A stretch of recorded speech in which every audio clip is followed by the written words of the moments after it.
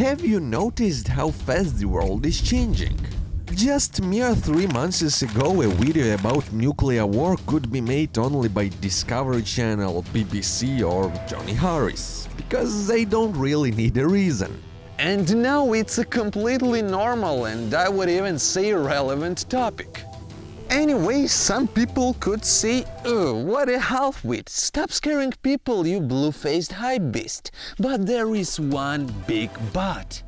I'm not the one doing this. It's all Russian propaganda that's very eager and adamant about preparing the citizens and the rest of the world for the impending nuclear war.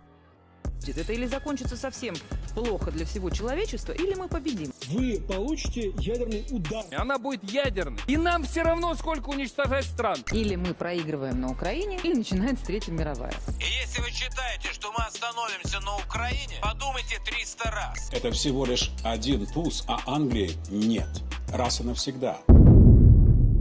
Have you ever thought that pushing that infamous red button has absolutely nothing to do with people's wishes, public opinion and anything else that Russian government normally disregards? That it is decided by a small group of people who are far from being young. And as you know, wisdom doesn't always come with age. Sometimes, unfortunately, you age just without gaining it.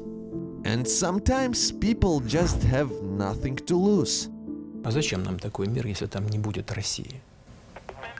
Я автолюбитель. Плачу транспортный налог 4000, а дороги нет. Если нет дороги, зачем машина? Где вы ездите?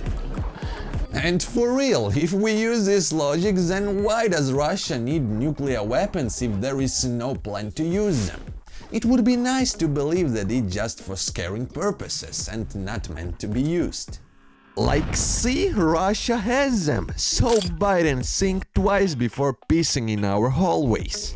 But if the gun is on the wall, it doesn't necessarily mean it's not going to shoot. That's why the reason of today's off-schedule video is what to do when we find ourselves in the middle of a nuclear war. Today you will find out what's gonna happen when we get hit by a nuclear bomb and how long does the radiation last. What are the very first things you should do during a nuclear attack and what should you put into your survival backpack. I'm gonna tell you how does death from the radiation looks like and is it possible for you to die instantaneously. And of course, is it true that vodka treats radiation symptoms like in Stalker game? And by the way, I think you noticed that my videos unfortunately don't have any advertisement yet, so please subscribe to my Discord channel and Twitter page. And to motivate you to do so, I'm gonna post photos and videos of people who suffered from a nuclear attack, and you're gonna see how radiation affects and mutates our bodies. Link will be down below in the description box. So we got hit by a nuclear bomb, knock on wood. Good news, now you don't have to go to work, pay your loans, credits and mortgage loans included. And it's not that scary anymore that you bought a Bitcoin for 60k, haven't become a millionaire and haven't renovated your house. Money is not important anymore. You don't have internet access, heating, running water, and no one's gonna look at your dirty wallpapers that got dirty way before the explosion. That's for good news. As for bad news, that's everything else. Let's say you are standing not that far away from the ground zero. What's gonna happen? Wait, firstly, you don't want to call it an explosion. Think about what does Russian propaganda love seeing these days. A loud bang that reminds us of fireworks. It's a perfect definition. If we continue talking the way they do, we will witness an airflow and a flow of energy that will lead to negative population growth and your liberation from the territory. Moreover, we will likely have a deconstruction of the buildings and the natural effect resembling combustion. Most likely, probably, we will also have a de-ecologization of the environment for the next 100 years. But if we're being serious, then we are really gonna have a severe compression of the air that will quickly spread out to all the areas around the ground zero. And considering its speed is on par with Sonic the Hedgehog, the explosive blast will demolish everything around. Let's say you were not that close to it and survived. Then there is thermal radiation that causes burns and eye damage, so you really shouldn't look at the explosion and film it. Plus, there is most likely nowhere left for you to post it. What distance from the explosion is safe? Well, it depends on how high from the Earth's surface it exploded. Geographic location, general area and other factors all play a big part, but if we don't get too nerdy about it, the general consensus is that you can survive without shelter if you are about 20 miles away from it. There is even a special site where you can pick your city, then a nuclear bomb and simulate an explosion. And on the right side you will see a scale showing safety levels of the areas around the ground zero and all the distance metrics. And when it comes to shelter, it's way easier. For example, a citizen in Hiroshima survived being just 186 yards away from the explosion because he was chilling in a basement. But that's not the most interesting thing. What's curious is that right after the explosion he got out and started walking, I would even say running home. Although there was so much radiation that by all accounts he should have turned into a luminescent skeleton after taking just 10 steps outside. But the airburst spread out the bomb content so much and so far that this Japanese man got lucky twice. And yes, he lived for many more years after that and died an old man. The only one unusual thing, everyone used to yelp in surprise when he showed people his tail that showed up on his body after 3 years. Okay, you got me, I'm just kidding. Alright, now you understand that you need to find shelter right away as soon as possible. As soon as you see the flash, you need to fall on the ground face first and put on your hood if you have it. If you don't have many options, at least try to protect your head with your hands, some bag or literally anything else you can find. The sooner you cover up, the fewer burns you're gonna have. And the best option is to find a basement of some building or a room with no windows. One more alternative, subway, but it's gonna be insanely crowded and everyone will be in a frenzy. But remember, it's not the time to turn your nose up at any of the options, and your agoraphobia will have to step aside for the time being. By the way, here is a little brain teaser. How do you think? What's the better place to hide in? A brick house or a roadside ditch? As weird as it seems, if we are looking at these two options, hypothetically speaking, the second one would be better. I showed you some videos of houses getting completely demolished, so it may seem that you'll be wiped out the same way like a piece of cotton. But it's all about pressure. There is a difference in the intensity of pressure required to destroy a house versus to kill a human. A house crumbles faster and under less pressure. To put it simply, even a very sturdy house can come crashing down right beside you, but you will be fine, aside from being shell-shocked of course, and if no concrete slabs or skyscraper will fall on you. That's basically the main danger of staying inside. You can just get trapped under a collapsed building. But we are talking about the blast wave itself, right when it generates and destroys everything around. A roadside ditch is definitely not a place to stay in a long term and welcome a new world, so you must immediately stand up and start looking for a basement. You can pause the video now and carefully take a look at this picture. The higher the number, the safer it is. And now you're gonna find out what things should you have prepared in case of a nuclear war. I strongly advise you to prepare a survival backpack. It's really good to have it in case of any emergency. Plus, I also have one. The very first thing is non-perishable high-calories food, like protein bars, canned food, etc. Take a lot of bottled drinking water, you are definitely gonna need it. By the way, running water is gonna be contaminated for a while, so you shouldn't drink it, just as all the food in the supermarkets, so don't even think about looting. Then you need lots of clothes, preferably tight and warm. It's better to take white cotton clothes because they don't catch fire as fast as black synthetic materials. No racism here. Now on this picture you are gonna see the difference on the skin between white and black fabric. A respirator would be amazing, but knowing you having it in your possession sounds like a utopia, so just buy a lot of masks. Don't forget to take a knife, flashlight, power bank, matches or lighters and scotch tape. You're always gonna need scotch tape for something. Your gaming headset can also turn out to be helpful. Ideally, you should get earplugs. You can get them at the pharmacy, they are very cheap. You need them because loud noises can completely destroy your eardrums. And don't forget to keep your mouth open for this exact reason. You will also probably have to shave your head, even if you are a woman. Your hair can absorb the radiation, that's why you also need to get rid of your clothes that you were wearing during the explosion. And throw some of your documents into your backpack, just in case. So you prepared your survival backpack. And now, for how long should you stay in a shelter?